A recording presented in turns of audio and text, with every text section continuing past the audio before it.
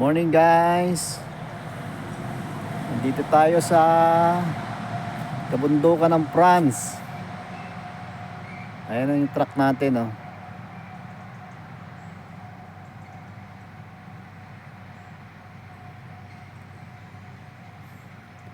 Bukas pa tayo makakargahan.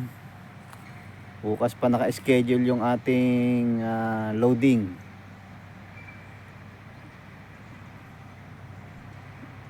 Nandito tayo sa Herson, Andros, France. Sobrang liblib dito, oh.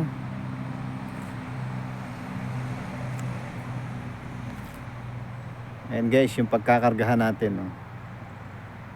Yan.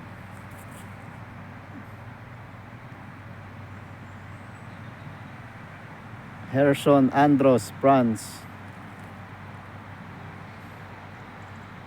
2 days na tayo dito guys. Dumating tayo ng 14 ng hapon. Ang schedule natin is 16 pa. So kaya 2 days tayong nakarest dito. Ayan ang ating truck. Waiting for loading tomorrow.